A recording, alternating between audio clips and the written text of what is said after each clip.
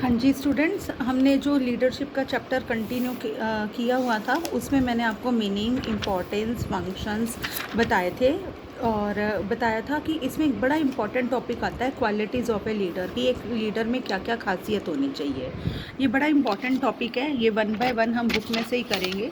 पहली क्वालिटी है ability to motivate. एक लीडर ऐसा होना चाहिए जो अपने फॉलोअर्स को मोटिवेट कर सके, मतलब वो अपने नीचे के सबॉर्डिनेट्स को इंस्पायर कर सके ज़्यादा काम करने के लिए, ठीक काम करने के लिए, अपने लिए आवाज़ उठाने के लिए। तो लीडर में एक दूसरे को एनकरेज करने की एबिलिटी होनी चाहिए। दूसरा है एबिलिटी टू कम्युनिकेट, उसमें बातचीत करने की क्वालिटी होनी चाहिए। कम्युनिकेट का मतलब ये है वो जो कहना चाहता है वो उसी भाषा में, उसी मतलब में उसके सबॉर्डिनेट को समझ आना चाहिए। तो उसे सिंपल भाषा का प्रयोग करना आना चाहिए, कन्विंसिंग भाषा का प्रयोग करना चाहिए कि लोग उससे बिना विरोध किए सहमत हो जाएं। ठीक है, इसके साथ ही उसमें क्विक डिसीजन मेकिंग पावर होनी चाहिए कि कोई भी सिचुएशन आए उसे डिसीजन लेने में ज़्यादा परेशानी नहीं होनी चाहिए, वो जल्दी से जल्दी डिसीजन ले सके, उसमें ये क्वालिटी होनी चाहिए। फुल ऑफ करेज, उसे भयभीत डर वाला बंदा नहीं होना चाहिए, निर्भय होकर अपने मन की बात, जैसे कई लोग होते हैं बॉस के सामने डर जाते हैं, मैनेजमेंट के सामने उनमें साहस नहीं होता अपनी बात कहने का, तो ऐसा नहीं होना चाहिए। उसमें करेज होना चाहिए, साहस होना चाहिए, अपनी बात कहने की हिम्मत होनी चाहिए। सेल्फ कॉन्फिडेंस, उसमें आत्मविश्वास होना चाहिए कि मैं जो कर रहा हूँ प्रॉपरली सही कर रहा हूँ, फैक्ट के ऊपर वो चले, सबको साथ लेके चले, ह्यूमैनिटी के साथ चले। तो अगर वो उसे अपने डिसीज़न के साथ सेटिस्फाई होना चाहिए कि अगर मैंने ये डिसीज़न लिया है तो ठीक लिया है। कई बार कुछ लोगों को अपने ऊपर विश्वास नहीं होता, जिन लोगों को अपने ऊपर विश्वास नहीं होता तो वो अपने ग्रुप के लोगों को कैसे अपने ऊपर विश्वास दिलवाएगा। तो इसलिए जो ये लोग होते हैं लीडर, उनमें आत्मविश्वास होना चाहिए। अगर उन्हें अपने ऊपर भरोसा होगा तभी बाकी लोग भी उनके ऊपर भरोसा करेंगे। फ्लेक्सिबिलिटी ऑफ माइंड, उनके माइंड में लोचशीलता होनी चाहिए, मतलब एक बार एक डिसीज़न ले लिया लेकिन सिचुएशन की डिमांड अब कुछ और हो जाती है, तो ये नहीं होना चाहिए कि हमने अब डिसीज़न ले लिया बदलेंगे नहीं। तो उन्हें अगर समय के साथ परिवर्तनशील होना पड़ता है तो अपने डिसीज़न को थोड़ा बहुत ऊपर नीचे करने की फ्लेक्सिबिलिटी उनके माइंड में होनी चाहिए। आगे है ability to understand the feeling of other, कि दूसरों की फीलिंग्स को समझने की एबिलिटी होनी चाहिए। देखो लीडर है इंसान और उसने अपने सबॉर्डिनेट से काम कराना है, वो भी इंसान है, तो उसमें ये फीलिंग ज़रूर होनी चाहिए कि सामने वाला क्या फील कर रहा है, क्या सोच रहा है, ये एबिलिटी उसमें होनी चाहिए। सेंस ऑफ रिस्पॉन्सिबिलिटी, जिम्मेदारी की भावना होनी चाहिए कि ये मेरे सबॉर्डिनेट हैं, इन्होंने मेरे ऊपर विश्वास रख के मुझे लीडर चुना है तो मुझे इनके लिए काम करना है, ये सेंस ऑफ रिस्पॉन्सिबिलिटी उनमें होनी चाहिए। अगला है टॉलरेंस। टॉलरेंस का मतलब है उसे पेशेंस के साथ काम करना चाहिए in the situation of difficulty. जब भी कोई मुसीबत आती है तो उसे सब्र शांति रख के कूल माइंड होकर डिसीज़न लेना चाहिए। सब्र खोना नहीं चाहिए कि अब ये ऐसी सिचुएशन आ गई है तो मैं क्या करूँ, हाथ पाँव नहीं फूलने चाहिए, बल्कि क्विकली उसको अपना माइंड चला के कोई ना कोई सोल्यूशन ढूंढना चाहिए। आगे है अलर्टनेस, वो हर टाइम अलर्ट रहना चाहिए कि बाहर की दुनिया में क्या हो रहा है, उसके चारों ओर का कैसा माहौल है ना। उसे फटाफट ये सोचना चाहिए कि कॉम्पिटिटर क्या कर रहे हैं, गवर्नमेंट की क्या पॉलिसी आ रही है, क्या चेंजेस आ रहे हैं, क्या आने वाले हैं, उसके हिसाब से काम करना चाहिए। आगे है टेक्निकल एबिलिटी। टेक्निकल एबिलिटी का मतलब होता है वो ability which he utilises in his work performance.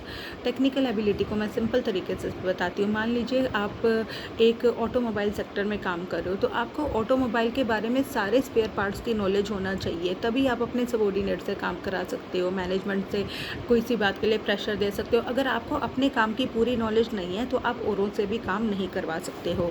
आगे है साइकोलॉजिकल एक्सपर्ट। साइकोलॉजिकल एक्सपर्ट का वही मतलब है कि आपके सबॉर्डिनेट के माइंड में क्या चल रहा है, मैनेजमेंट के माइंड में क्या चल रहा है, उनकी आने वाली क्या रणनीति हो सकती है, ऐसी एबिलिटी आप में होनी चाहिए। आपको लोगों को मशीन की तरह, रोबोट की तरह ट्रीट नहीं करना चाहिए, इंसान की तरह समझना चाहिए। आगे है फिज़िकल एंड मेंटल फिटनेस, वही फिज़िकली भी फिट होना चाहिए और मेंटली साउंड होना चाहिए, मेंटली स्ट्रॉन्ग होना चाहिए। तो ये सारी क्वालिटीज़ होनी चाहिए एक अच्छे लीडर में। आगे है थ्योरीज ऑफ लीडरशिप। लीडरशिप के सिद्धांत क्या है, इसमें पहली थ्योरी आती है ट्रेट थ्योरी। ट्रेट थ्योरी, अब थ्योरीज़ का पहले मतलब क्या है। थ्योरीज़ का मतलब ये है बच्चों, पुराने काल से ना ये सोचा जाता था कि लीडर्स जो होते हैं ना वो पैदाइशी होते हैं, मतलब जन्मजात लोग ही लीडर बन सकते हैं। इसका मतलब जिन लोगों में बचपन से लीडरशिप की क्वालिटी होती है वही आगे चल के सफल नेता बन सकते हैं। ठीक है। फिर मॉडर्न थॉट ये आगे धीरे धीरे क्या हुआ कि उन्होंने बोला नहीं, लीडरशिप तो सीखी जा सकती है, आप थोड़ी सी पढ़ाई करो और आप लीडर बन सकते हो। फिर मॉडर्न थॉट ये आई कि लीडर्स जो होते हैं वो पैदा होते से कुछ क्वालिटीज़ लोगों में होती हैं, वो लोग लीडर बनते हैं और लीडर बनाए भी जा सकते हैं। Leaders are born too and also can be made through education, knowledge, training etcetera. तो ये सारी थियोरीज हैं। कुछ मैनेजमेंट एक्सपर्ट ये कहते हैं लीडर वो होते हैं जिसमें ये क्वालिटी हो, जिसमें वो क्वालिटी हो। दूसरा कहता है लीडर वो होते हैं जिसमें ये क्वालिटी हो। तो इन्हीं सबको थ्योरीज में का रूप दे दिया गया है। कुछ लोग मतलब कुछ हर मैनेजमेंट एक्सपर्ट का लीडर की क्वालिटी के बारे में जो व्यू है उसे एक थ्योरी बना दिया गया है। जैसे पहली थ्योरी है बेटा ट्रेट थ्योरी, ये दी है बर्नार्ड एंड ओडवे-टीट ने।